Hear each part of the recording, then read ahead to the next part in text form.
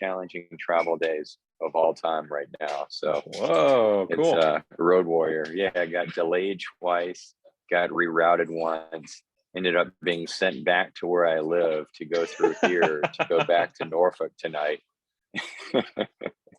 So I'm here until 6 o'clock tonight, so I'm trying to make the best of it. So I'm going to stay off camera and probably have to drop off. Unfortunately, I have a terrible reception here.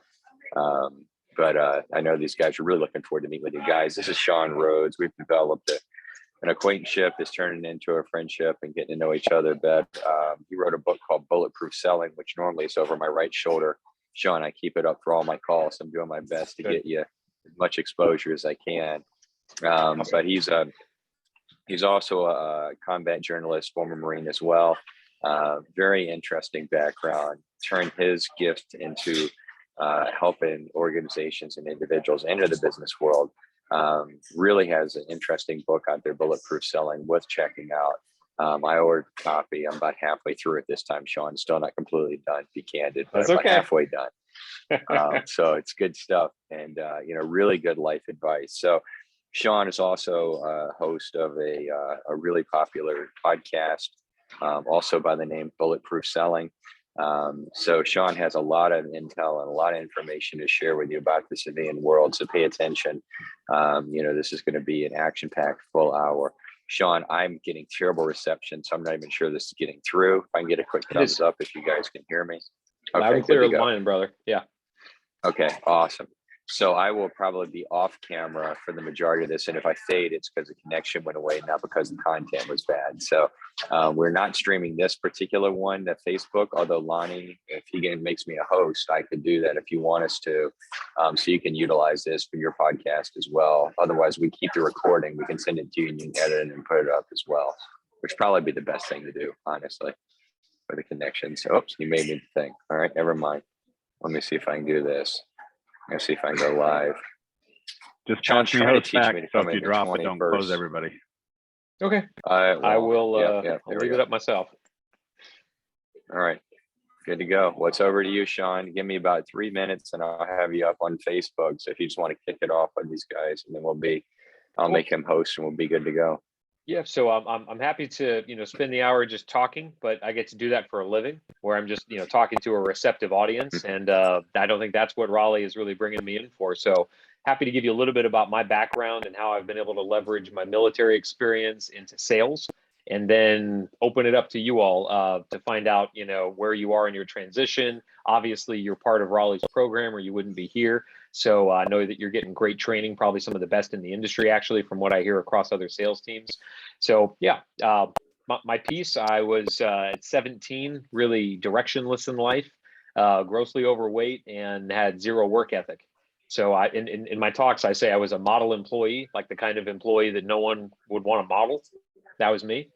And the Marine Corps was probably the best choice that I could have made at that period of my life. So I joined up, and they looked at my ASVAB score and said, dude, you suck at everything except verbal comprehension. On that, you're off the chart. And so, all right, well, what kind of jobs do you have? And they said, we got this weird MOS. We have like 3 slots a year for. It's called a combat correspondent. That sounds cool. I've seen Full Metal Jacket. I'll go be Joker. Well, the blessing was that was exactly the career field that I was probably best suited for. I got to go to every school that the Department of Defense has on public affairs, crisis communication, journalism, broadcasting, photojournalism, all things that I apply into the work that I do today on stages across the country and as a consultant inside of organizations.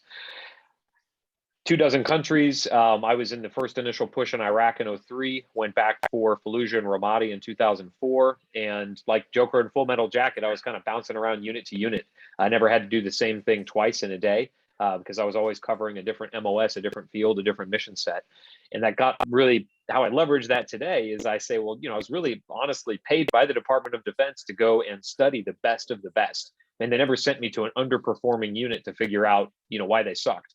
They'd say this sniper platoon is spot on. They got the record for the longest shot. Go figure out how you could write a story about them.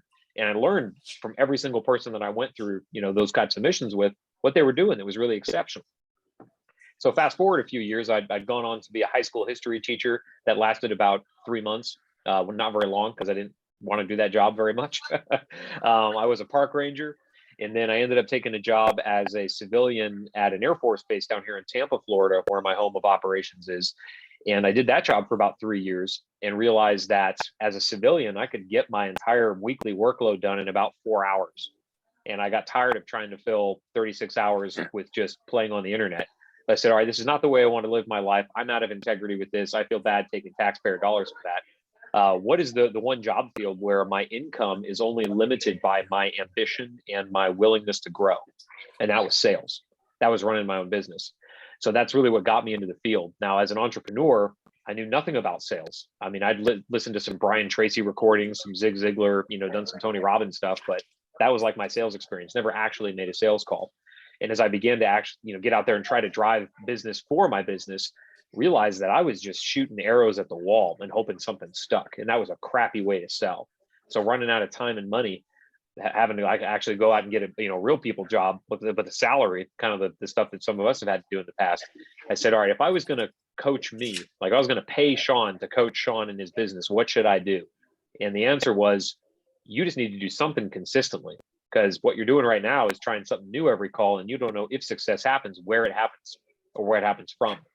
And I began to do the same things consistently and slowly figured out 20,000 sales calls later, exactly what it takes to build systems around how people sell. And that, just like in the military, whatever your job was, I was actually, I had a former artillery officer on my show earlier today, where we were live streaming out to 3,000 people on LinkedIn. And we're going through this process, what it takes to actually get a shell out of the case, dial it in, make sure it's going to go to the right, location that's been zeroed in, the right, grid coordinates, and put the round on target. That's a system. Now, in the perfect scenario, you could launch an artillery shell downrange pretty flawlessly. But the challenge is in combat, if any of you have gotten to experience that, there's always something that's going to enter the plan. Sandstorm, radio traffic, you got a team member that's out or gets injured. There's all these things that could happen that affect the plan. Well, if we don't have a system to fall back on, it's almost impossible to execute a mission in a changing environment. That's the piece that I feel for sales teams, because they're in constantly changing environments. You figure that out if Raleigh has run you through any kind of a dry practice or live practice on sales calls. You don't know what that prospect is going to say. So if you don't have a system to fall back on, good training, it becomes very difficult to actually pivot and make sure that you still achieve mission success. So I get to do that today for Fortune 100 companies. I have 3 books that I've published. The latest one is Bulletproof Selling. 25,000 audience members through my programs later. Raleigh and I had connected, found the mutual Marine thing in common. And when he informed me that he was taking veterans and spouses and making them salespeople, I was like, dude, how do I get involved? So that is how we got on board. So I'll pause there and say, Raleigh, where do you want me to take the conversation, or where does the group, how can I serve you guys?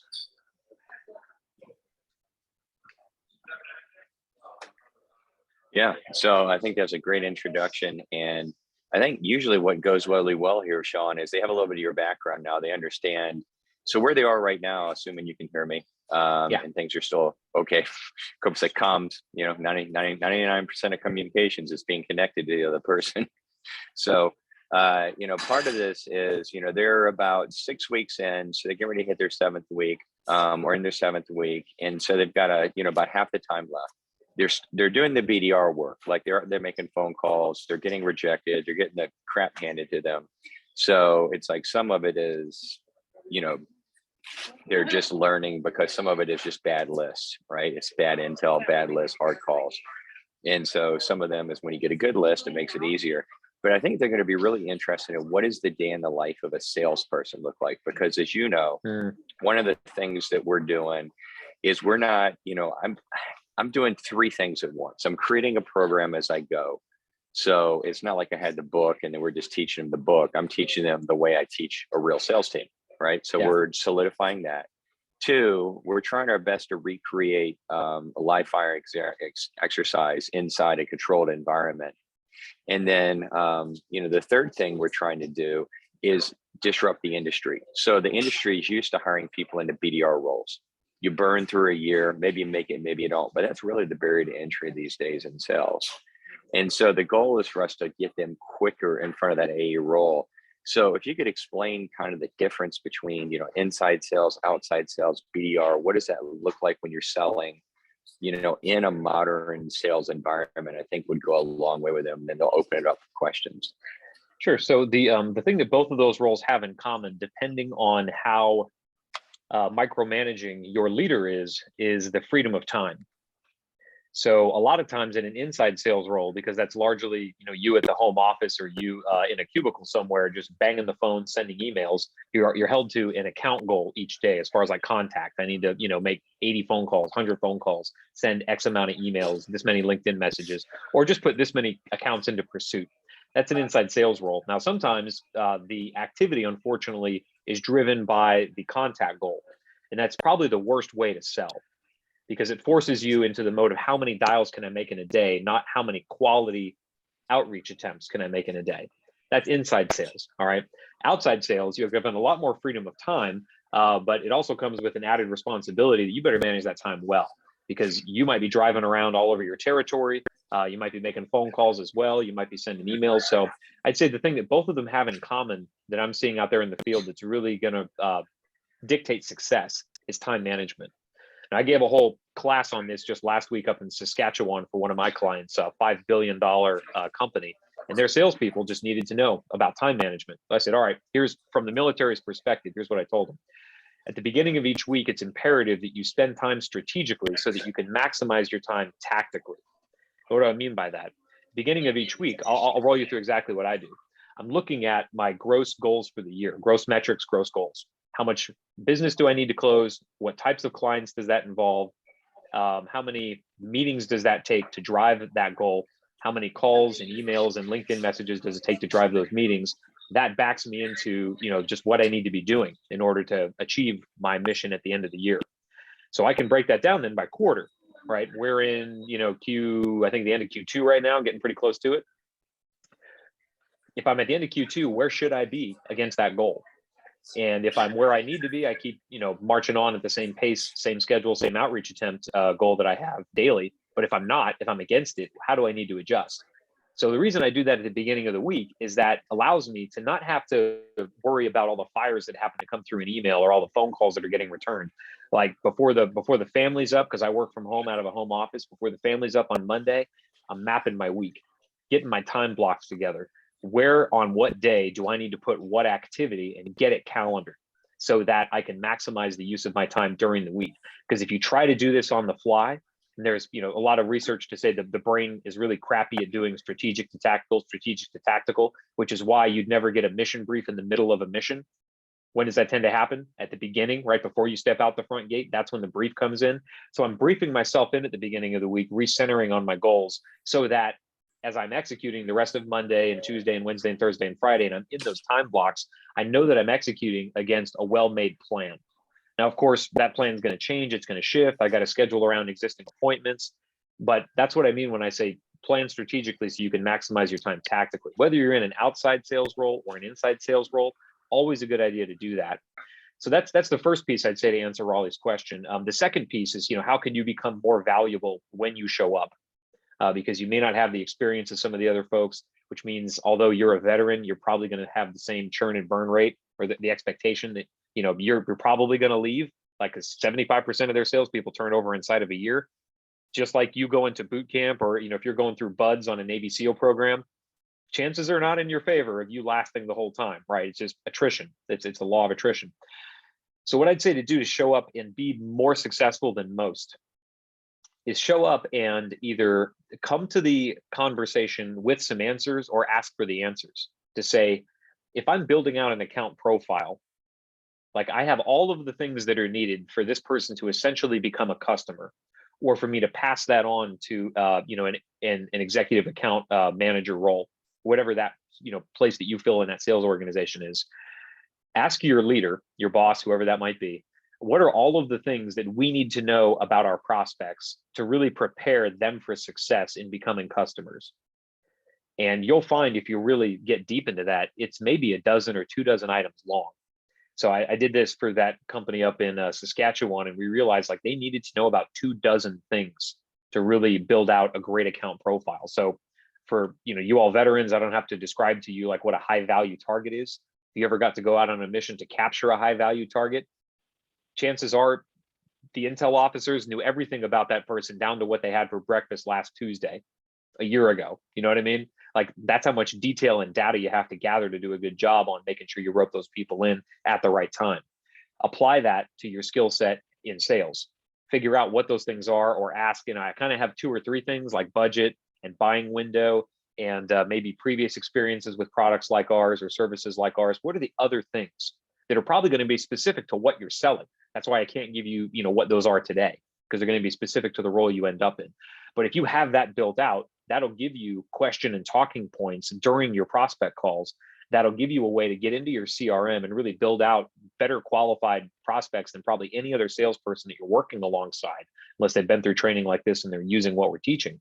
But if you can do that, then the more data you have on that prospect, the higher percentage of conversion you're likely going to have, because you know more about them, their challenges, and you can show up as a strategic solution provider, which is another topic we can dive into that really differentiates good salespeople from average ones. We're not just trying to sell something, you're actually there to discover what that person needs to have success in their life or their business, positioning your product or service as the bridge that can help them get there. And that's an art form all in of itself. But to circle back to Raleigh's question, hopefully I've done a decent job of answering it. Time management, probably the most important thing for success inside or outside sales, and then building out those account profiles. The reason that really saved me as a salesperson, because I stepped into sales like a lot of you with no idea what I was doing at first. And it took thousands and thousands of reps for me to feel like I had the confidence to move into it. With just having a conversation with someone that didn't expect my call, who I was by definition interrupting in their day. What allowed me to do that is playing a game with it, is saying, I've identified these 7 things, these dozen things that I need to know about this person. How do I get them into a conversation where through a organic flow, they're revealing the answers to these questions to me about budget, about need, about buying window and time frame, about warranties, about whether they, were happy with the last time they bought something like this, that kind of thing. But having that built out allowed me to gamify it so that I could step into the conversation, not putting my ego and self-worth depending on what that person said to me or didn't say or bought or didn't bought. So if I only learned one thing on a sales call that allowed me to get that much deeper into that contact profile, that was a win for me. You could be pissed at me and you could hang up. So as long as I learned one thing, that's a win. So I'll also say, since we're on this topic, and Raleigh, feel free to come in and tell Shawn to shut up and refocus efforts if needed. But I'd say another thing that really helped out and helps out a lot of salespeople is actually having call objectives, just like you had mission objectives in the military.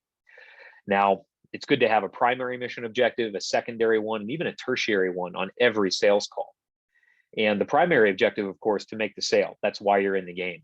But you will find by the law of averages, again, and attrition, that not every call is going to generate a sale.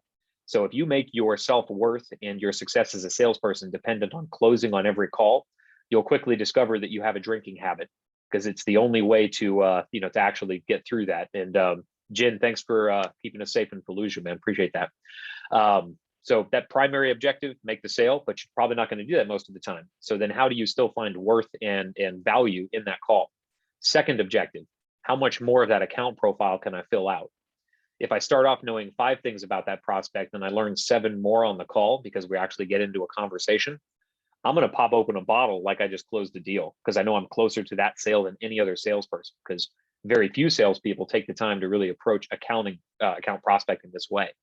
So secondary mission objective, gathering more detail on this high value target you're pursuing.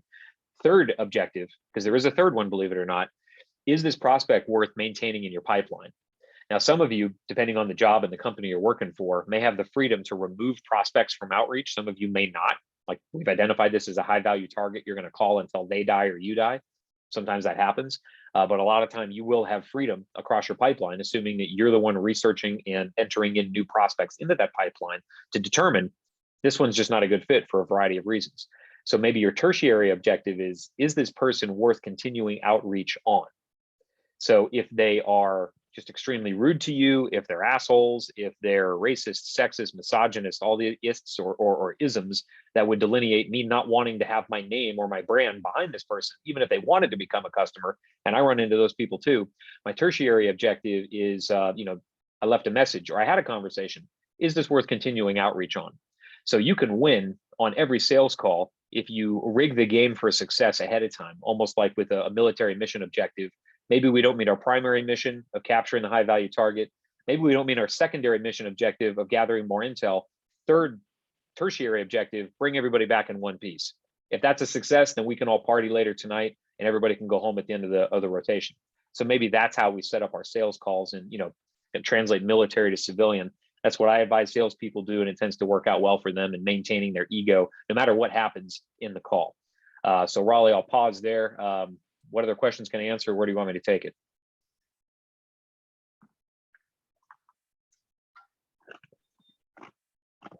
Are there any questions from the cohort at this time? Yeah, go ahead. Yeah. Good call, Lonnie. What other questions can I answer from anybody out there? All right, Carlotta and Ruben, hands up. I don't know if they can unmute themselves, Lonnie. You want to give them control of that? Raleigh's the host, but they should be able to come off mute. All right, Carlotta, it looks like Ruben, you are off mute. go ahead. What's up? Hi, Shawn. Thank you for joining us today. Yeah. Couple of questions. The first one is, this is the first time I've heard of a role as a chief sales sergeant. What exactly is that? Because that's something very new that I've never heard before. Yeah, so we've heard of, chief executive officers, chief sales officers, CSOs, chief revenue officers. I realized that the role that I best play on sales teams is not even in sales leadership. There's other, partners that I have in the consulting industry that are just outstanding at working with leaders. But for me, I'm a sergeant, right? Got out as a sergeant in the Marine Corps, love the role to be able to train people for the front lines. So instead of training leaders how to better manage sales teams, I find I really work best with those people that are out there in the field with their hands in the dirt, helping them become more successful with their sales. So I could tell you that it's a role that I invented, but it has alliteration and it definitely describes what I love doing in my profession. So that's where Chief Sales Sergeant came from. Awesome.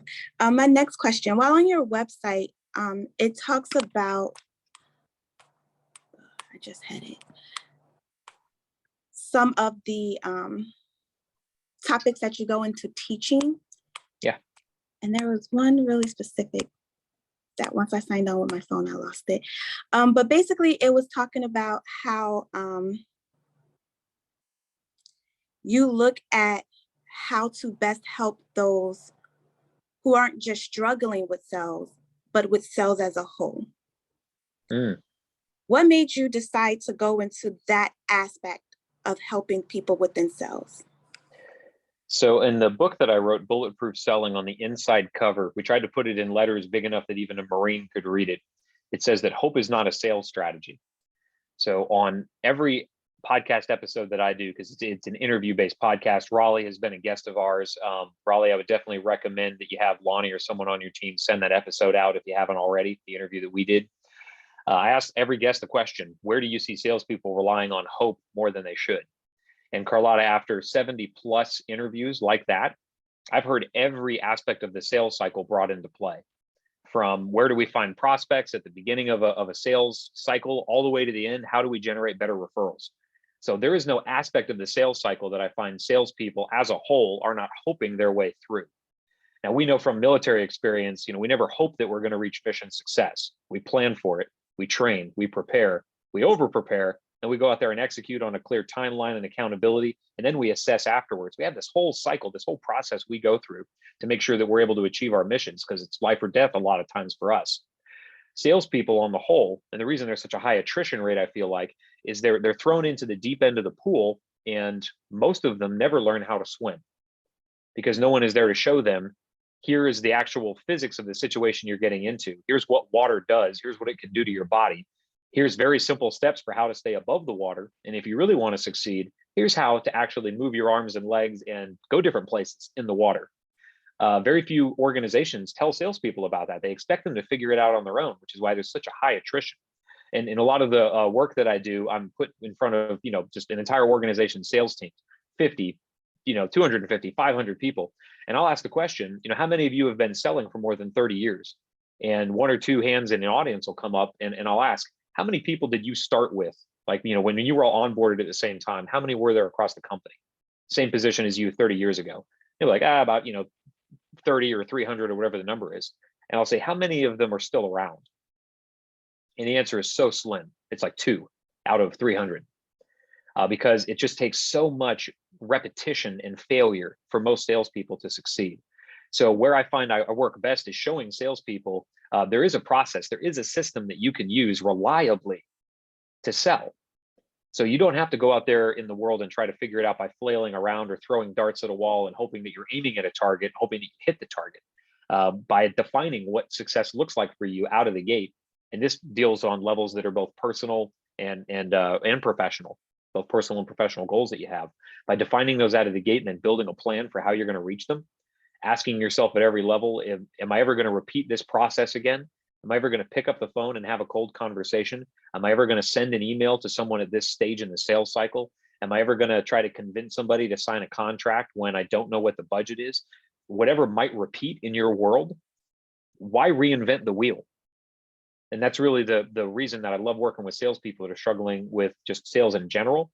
Obviously, I do a lot of work specifically on every aspect of the sales cycle, depending on what an organization needs. But if an organization comes to me and says, Shawn, our people are just not performing, I usually find it's because they're hoping their people figure it out rather than giving them processes, tools, training to help them be more successful. Thank you for that. And this is my last question. I saw also on your website, well, it's my last one for now. I may have more. Sure. I saw also on your website that you all participated in the TED Talk. Yeah. How did that feel to be able to reach audiences in that avenue of approach?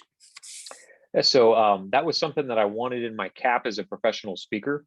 The first TED Talk I probably ever saw was in the early days of that program. It was Simon Sinek, and then I got to see Simon perform live, and I was like, man, that's what I want to do for a living. And 25,000 people later, I think I've enjoyed that period of my life as well. But there are, strangely enough, 6 TEDx talks happening every day of the year somewhere in the world because it's an independently licensed program. And the beauty of it is once you have a talk, it goes right alongside Stanley McChrystal and Tony Robbins on TED's website. So it was really good to be able to share something that was near and dear to my heart. My TED Talk was actually around turning a mission into a movement. So it's very much a tie-in between the military and organizational success. If I had to do it all over again, though, this is, what I did mine in 2014. So we're looking at 8 years later, it would be incredibly different and on an incredibly different topic. Thank you for that. I think Yeah. Ruben next. It's Shawn. Thank you for coming and speaking with us. Really valuable information you provided with us. The only question I have is so we throughout these past few weeks we've been talking about like how why a veteran is well suited for position in sales. Like you have discipline, you have resilience and whatnot.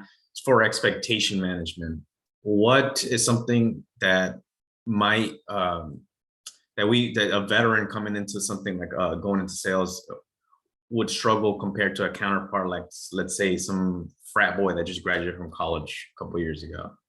Yeah, so I've done a lot of counseling and coaching for veterans getting into a variety of job fields. And I'll tell you that the #1 challenge that you're going to run into out there in the civilian world is yourself.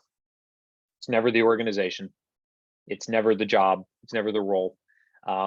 Unless you're trying to do something like handle a trial case or do open heart surgery, something that requires a lot of training that's very specific, you could probably succeed at just about anything.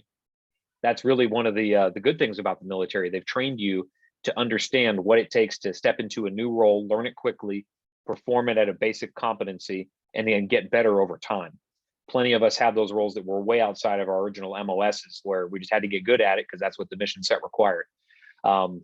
Where I think every veteran probably runs into problems is that you have been shaped and formed and molded to become a high performance vehicle like a Porsche or a Corvette. You're going to be dropped into an environment where you're going to be surrounded by Model T Fords. You have the capability to perform at an incredibly high level, but the people around you don't have that training. They haven't been put in stressful environments where they've been told, figure it out or people are going to die. And they never will, thankfully, right? Like that's a really good thing because not everybody's suited for that lifestyle, even for a short period of time. So the #1 challenge I found, the #1 challenge I see a lot of veterans find is that when they get into the job field, they expect everybody to be able to pick up things as fast as them. And because we do pick up things at a very fast rate because we've been trained that we have to, often that comes across as arrogance. So the thing I would say to really keep in mind is that I'm not encouraging you to put a damper on your performance like a limiter. I want you to go out there and be as good as you can, as fast as you can, but understand that that's going to make you enemies unless you pull your team along with you. And that's tough to do in a new role, in a new organization, because the senior people in that organization are going to expect, just like your chain of command would, you check into a new unit, you've had 4 combat deployments, but the sergeant in charge of you has had none. And like, you know what it takes to not get killed, but he doesn't, but you still got to take orders from him and you still got to make him feel like he's in charge, right? Because otherwise things end very poorly. And I've been in both of those situations from the Lance Corporal side and the sergeant side. So I'm very aware of what that friction could be. So I'd say when you show up, establish yourself as a team player, perform as well as you can, as fast as you can, but make sure that you are sharing what you learn with your team, that you're clearing any new movement with your boss, that you're informing them. I understand that it's supposed to take 6 weeks for me to master this. I feel like I've got a handle on it now in week 3. Could you test me on it? And is there anything that I can share with the team from the work that I've been doing in my own time that might help them get better as well? So really focus yourself on the success of the organization rather than what I've made the mistake of many times, is just trying to prove myself as an individual contributor because I knew I could, right? And I wanted to be seen as like, you're a veteran, damn, you're good, right? That's probably not the healthiest thing to do in a new company, because they want to know you're there for them and you're there for the organization's success rather than how shit hot can you be as soon as you want to be it. Thank you. We'll go ahead and pass it on to Sam. Hey, Shawn, thanks for coming out. I also just started your book. I thought it was pretty interesting how you started discussing the old guys with the new guys, and I saw, and then what pinged on me was your processes compared to a military member and a regular member. A lot of continuous refinements and stuff like that. And then what you just said about the arrogance thing, I kind of had that same experience as talking to regular civilian folks compared to military. So on that, in mind, like, what do you suggest that you can do to better yourself to kind of like integrate better with your team?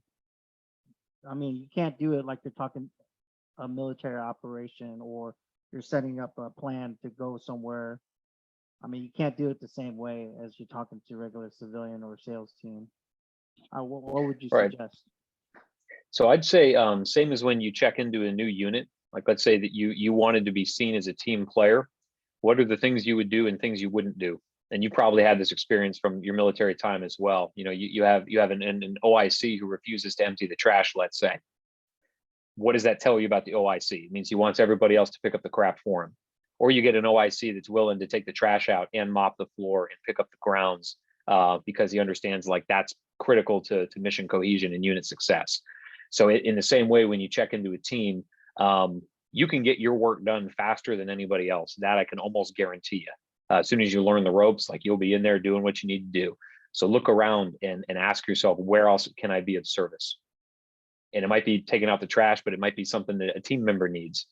Might be something that you can do. You can bring data and intel to them, to your supervisor. Something that I think a lot of salespeople are really bad at doing is actually debriefing and assessing their calls, which is why we have a whole chapter in the book just on how to do that. If you do that after your calls, and it could be as quick as like a 90-second process for you, because you know how to follow process. Just debriefing what you learned about the prospect, what the company could provide next time around that would help with that sale. That simple. Gather that data for a week and bring it to your supervisor, and they'll see that you're a team player. They'll probably be asking you to help out and get other people spun up or sharing what you learned. So just ask, how can I be of service? And I wish that there was something really specific I could give you, Sam, that would say, do this and you'll win. It's going to look different depending on the size of your team, whether you're remote or in person, the type of things that you're selling, the length of the sales cycle. It's all kinds of factors that might come into play there. But show up and try to be of service first, however that looks. Put your ego aside, because I'm going to be honest with y'all, the thing that I think the military does a bad job about with all of us is giving us a really healthy ego, which I guess helps in combat. But if we show up on a civilian team, it's like we want to prove ourselves as quickly as possible. And that does tend to make people look bad, because out of the gate, like we're freaking high performance vehicles, right? We've already lapped everybody 3 times and they're trying to figure out what direction to move. That's just how we're trained.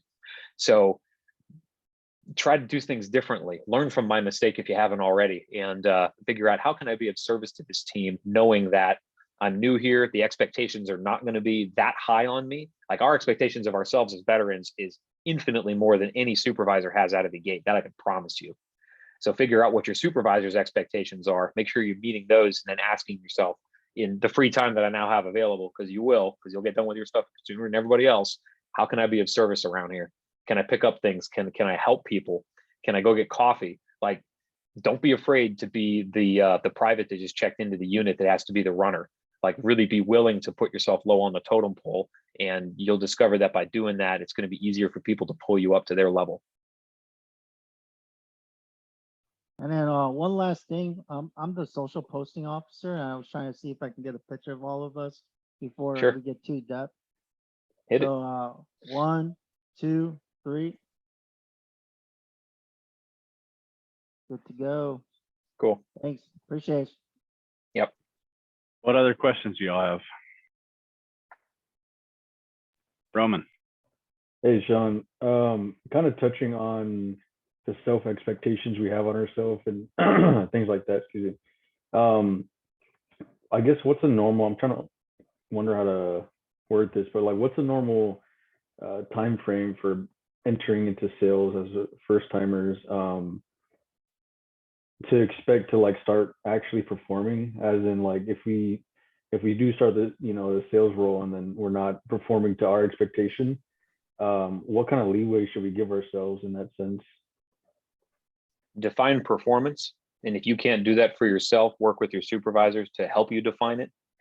Because out of the gate, that's going to come off differently at every organization. Performance might be just, be meeting your outreach expectations, gross calls, emails sent, whatever that looks like.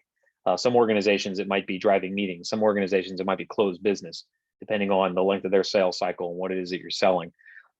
And the reason I say define performance is it's really easy for all of us to say, damn, I'm not making any sales. Like, I must suck at this.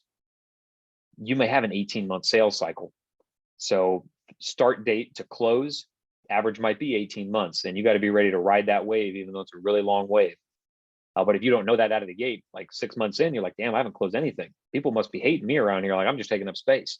So make sure that you define what success looks like. Then you could ask your boss, like, what do you expect me to achieve here after a month, after 3 months, after 6 months? Have them build out your progression plan with you, or build it yourself and float it in front of them and be like, here's what I think is reasonable in this position. Could you tell me if this is on track?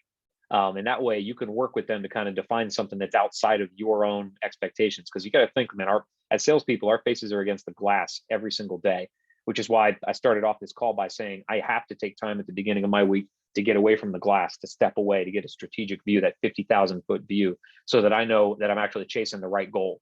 Because otherwise, day to day, it's like, how many calls can I make? How many proposals can I send out? And that's not really the goal for my business. That's just not, it's a leading indicator of success, but it's not the only one. So I'd say definitely work to define what performance looks like in your organization. And then for yourself, so we'll take this to a personal level. I think I might have shared this with the last group Raleigh had me talk to, but define what it is that you're in sales to achieve. Okay. And then I'd say this to any new salesperson, any old salesperson. I share this with, people that are easily twice my age. I say, if you never take the time to figure out why you're in this profession, then you're going to be chasing a goal that's always going to move a step ahead of where you can get it. So as soon as you reach your $1 million point, now it'll be 5 million or 10 million or wherever that is. So take the time to ask yourself, what am I doing this for? And if it's to provide a high quality of life for your family, what does that look like? Like, how many dollars a month is that? Because if you don't do that, then you'll always just be chasing more. And this is a rare profession where you have the opportunity to do that. You can figure out how to work smarter and harder and make more money in less time. But if you don't ask yourself the question, what am I doing it for? Then you might find yourself, at a midlife crisis and getting a Corvette and upgrading your spouse, which you probably don't want to do, right? Midlife crises are no fun from what I understand. I avoid mine by asking myself on the daily, what are my goals? Like, what am I actually selling for? And for me, it's lining out, I'd rather be a successful human and a father and a husband than a successful salesperson. I want to do both. But if I have to choose one, because you can only move, if everything is important, nothing is. For me, the most important thing is that personal set. successful husband, father, member of my community. If I win there and I sell $1 a year of service or product, I still win, right? Because the famous saying is no one's ever seen a U-Haul attached to a hearse going into a graveyard. Much crap as I can gather around me, I can't take it with me. So I want to make sure I'm making a positive impact. And then with whatever time is left in my life, I'm selling. So hopefully that answers your question in a very roundabout way. Yeah, no, that was great. Thank you, Shawn. Okay. I'll pass it to Jeremy. Hey, thanks, Roman. And Shawn, thanks for being here. You're providing some truly insightful information here. I guess my question is really going to be, so you talk about process being a big thing in sales, and I absolutely love that because, in our short term here at Sales Platoon, one of the things that we're all kind of struggling with is the need for a script, because we're trying to tailor to the individual that we're going to. And I get as a Sure. BDR, we're doing initial stuff. It's different because we don't know the individuals when you're prospecting. So you need to make it a sustainable piece that's repeatable. Like how do you see that in the business world, and what kind of problems are you seeing with repeatable processes in sales overall, I guess? So, most scripts, 99% of them are probably focused too much on the company that's calling. So if you're a salesperson for the widget manufacturers and you're calling a prospect, 99% of scripts are going to be completely focused on how great the widget manufacturers are, all the awards you've won, the great products and services that you provide. Very few scripts I've found, because I get to listen to them professionally, are focused on the prospect and their challenges. So if you can, you got to understand what it is you're selling, but probably more important is to understand the personal and professional concerns of the person that you're calling to. And if you tend to be calling on a job title in an industry, understand the industry, understand the types of companies in that industry that you're going to be calling on, and understand the KPIs of the person you are trying to get a hold of. Because if you don't understand those three things, you're throwing darts at the wall, hoping that whatever script you came up with is going to land you a 5% conversion rate. So if you understand the industry and the types of companies and the KPIs of the role, if it's a chief intelligence officer of some organization and their chief KPIs are to lessen cyber attacks and to make sure that technology in their product offerings keeps up with the industry standard, and to make sure that their people also have access to technology that keeps them up to date inside their own organization. Maybe those are their three KPIs that they're judged on. I don't know. You got to interview some people and figure that out for whoever you're calling on. But once you get those things, tailor your scripts to helping them be more successful. One of the greatest sales trainers of all time, Zig Ziglar, kind of a hackneyed quote, but man, it's true. He said, if you want to be successful, help other people be successful, and you'll have all the success you can handle. So if you show up by, showing up with insights, Bob, I understand you're a CIO of this organization. I get to talk to CIOs all day in your industry. And here's a couple of things that I'm hearing are a challenge. My organization's kind of developed some things that might help. Happy to send them to you. I'm just curious to know if it'd even be worth your time to review it. Are you finding yourself challenged with X, Y, and Z? And X, Y, and Z are pretty much KPI 1, 2, and 3, right? Because I know that much about them. If they're willing to have a conversation with me, they'll be like, yeah, those are things I'm challenged with, or those are things that I'm responsible for, right? That allows you to kind of open up a conversation that's mostly not about what you sell, rather, what challenges are you having? How can I be of service to you? And that way I find you can open up a lot of scripts a lot better than, my name is Jeremy and I'm calling on behalf of the widget manufacturers. We're an award-winning organization that sells A, B, and C to X, Y, and Z. Just curious if you happen to have a need for G, E, and F in your company. Screw that script. I'm not answering that. I'm gonna hang up the phone too.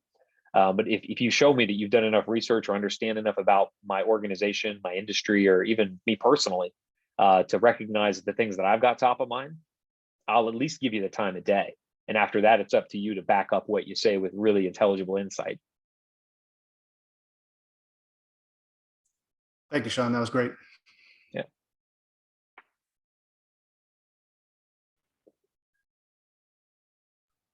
Who else? Got about 10 minutes left here.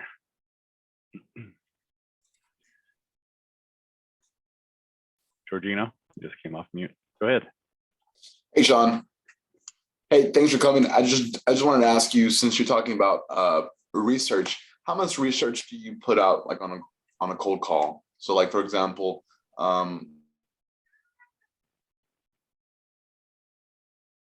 Oh, sorry.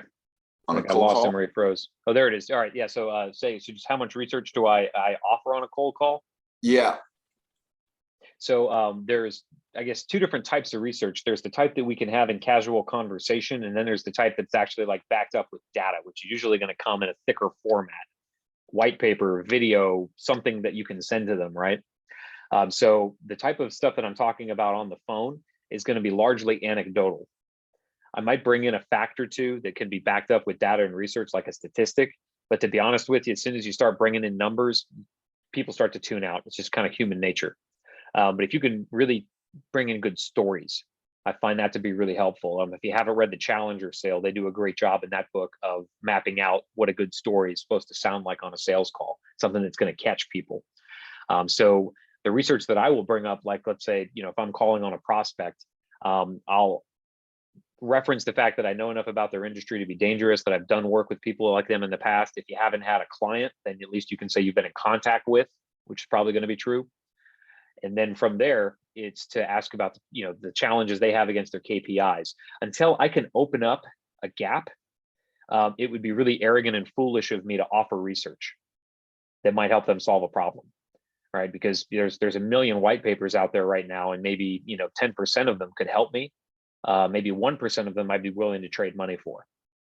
But it's not my job to figure that out. It's the person offering the information's job to discover what that 1% is going to mean to me, right? And which of the 1,000 white papers available is the one that really is going to help Shawn in his business. And so that's where conversations really come into play. But once you discover that, then it's giving them something of value that doesn't tell them the how, but outlines the what. Because the how is what people pay for. But you can go all day on the what, which is the strategy. You talk about strategy all day. If they start asking you about how to execute the strategy, from what you've seen, from the conversations you've had, from the industry research you and your organization have done, when they start asking about the how, then you say, well, let's have a conversation about how to roll this out inside of your company or with your team, or how to get this product onboarded or this software installed and functional for your folks so they can begin to get ROI out of it. That's when the how would come in. You can have what conversations all day. And the interesting thing is assuming you're targeting the C-suite, or you're targeting a mid-level manager or higher, most of these cats are more concerned with the what anyway, because they're not implementers, right? They're buying a product so they can turn it over to somebody else so that person can implement it, because they're really dealing with strategy, assuming you're selling to that level. If you find yourself selling to mid-level or below, they're going to be more interested in the what, specifically around time to ROI, length of time out of their day to learn how to use it and implement it, onboarding time, how fast it's going to take them to get functional. So again, this really comes down to you understanding the KPIs of the level of organization that you're reaching into. Mid-level managers are going to have a different set than executives. But something else I got out of one of my interviewees, because I learned just as much from the folks I bring on my show as my audience does, I promise you. And I had a brilliant guy on once, and he said that, Shawn, if you can catch somebody in the first 90 days of their position, what you'll discover is that everybody shows up to a job, and within 90 days, they're expected to have a strategic plan set. And if they have a budget, to have that budget allocated. So if it's within the first 90 days, you're hitting them at a prime time for change. If it's after the 90 days, you might have to find out, when are you going to be making a decision around this area or this issue? Is this an issue for you? It sure is. How much research or effort have you put into, trying to figure out what the solution is for that problem that you're facing? Great. When are you, really planning on implementing a change to that? Should it have happened yesterday? You're looking to do that down the road. If so, when?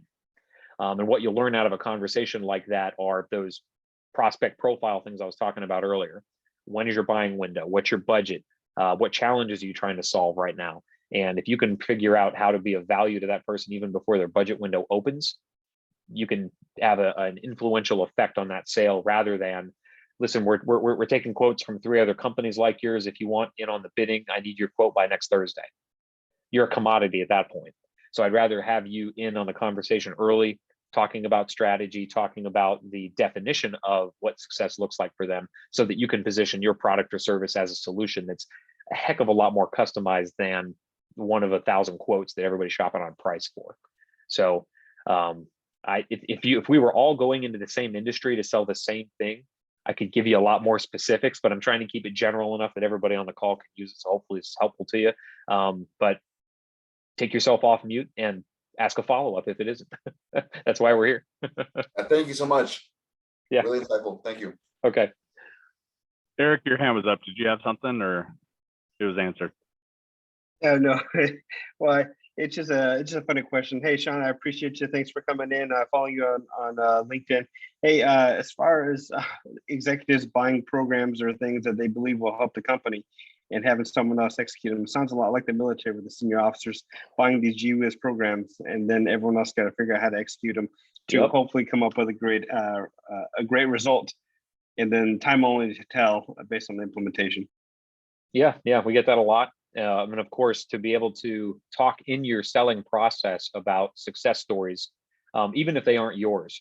So another thing that I do as soon as I showed up to a new company, I would talk to the delivery team, whether they're physically loading stuff off of a truck to get into a building or whether they're responsible for implementing a software program. I'm going to go out of my way on my own time to talk to the delivery team to ask about the real challenges that my product or service solves, time to ROI, biggest things that the customers are concerned about when that thing shows up at their office or in their lives that they really shouldn't be worried about because we've factored that in already into how we roll it out or how we train or how we implement, because that is going to be solid gold for you. And it's going to be something that most salespeople aren't taking the time to gather because they're used to handing off a sale to an implementation team and then never touching the account after that. Most business models work like that. So yeah, go talk to the people who have to put in the things that you're selling, and you will learn more from that to help you sell than your fellow salespeople or probably even your sales manager be able to do for you. Yeah, I appreciate it, Shawn. Talk to the doorman and talk to the supply guy to find out if it truly is working. You got it. Hey, Shawn, I just want to give you the last few minutes to, impart some wisdom, whatever you would like to leave with the veterans, and then we'll get you out of here. Sure. Absolutely. All right. Well, if you heard a couple people talk already, they're following me on LinkedIn. We do a really focused effort each week, 5 days a week, on dropping new content onto that platform that has to do with sales systems. Usually it's around the interviews that we conduct. So depending on who we're interviewing, the focus of each week could change. But the podcast that we have out and the live stream that we release and the blog that we put out each Friday is a sales system in and of itself. So you'll kind of see how I map out sales systems for salespeople that they can just build entire libraries around for any aspect of their sales cycle. So as you're out there, asking yourself, all right, how do I learn more from what Shawn is doing outside of this call? That'd be a great way. You've heard people reference the podcast. So we have a podcast that comes out every Monday. That's another thing you can go to. The book, Bulletproof Selling, hardback, Audible, and Kindle. We tried to make it pretty affordable for salespeople on those platforms. Just go to Amazon, Bulletproof Selling, Shawn Rhodes, how you get into that. And then, on the, kind of motivational side, I guess, it can be a lot of fun to sell as a veteran because bullets aren't flying. If you don't make a sale during the day, everybody still gets to go home. So that's kind of cool. And on the other side of it, just keep it all in perspective. You've already, and this is something that I have to remind myself of because the reptilian brain kicks in when I'm on a sales call and it's all fight or flight and fear. And the next prospect I get on the phone with is the lion chasing me across the Serengeti because we haven't quite evolved out of that, period in our evolution yet. So I try to remind myself, I've already gone through the hardest part of my life. It was when I was wearing this uniform professionally, and it was when I was defending that flag on foreign battlefields. After that, it's a cakewalk. All right. It's never going to be that bad again. No one's ever going to be planting bombs on the side of the road to get me. No one's ever going to be cracking rounds, downrange, aiming at my head. So take life a little less seriously is the first piece of advice I'd give to you as a salesperson. Have fun with it. You're already past the hardest part. Assuming that you're hooked up into the VA, they're getting you your benefits, you're going to school, you're obviously here furthering your professional career. You're on track for success for the rest of your life. All right, you're already making good decisions. You're past most of where I'm sure the veterans that you knew in the service are right now in their lives. 90% of us struggle like hell when we get out to find our place, to get reintegrated into the community, to even choose a profession to go into. You're already past that. All right. So congrats on the progress you've made so far. You've already gone through the hardest bit of it. If you want the rest of your life to be whatever you want to make it, right? Good, bad, indifferent, it's your choice now. So you can be your own commander on your own battlefield, and you get to set the terms of success, just you. So make sure you keep that in mind, because if you base it on anybody else, what anybody else in your organization is making, whatever your bosses tell you you're supposed to be making, whatever your spouse says you need to bring in, anybody else's version of success but yours is going to set you up for failure. So make sure that you're doing that for you.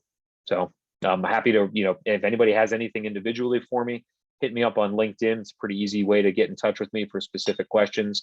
If you are hitting a wall anywhere in your sales process, I can point you to a sales system that we've built that's archived on the website. But if you go to bulletproof-selling.com, go into the blogs, it'll keep you busy for a while. 70 sales systems that we've built around a variety of issues. So that being said, I'll shut up because I get to talk forever. Awesome. Thank you for joining again, Shawn. Yeah. Looking forward to having you back again for future cohort. Always great information. So. All righty, we are off to lunch. We will be back this afternoon for call blocks. We will see you then. Thanks again, Shawn. Sure.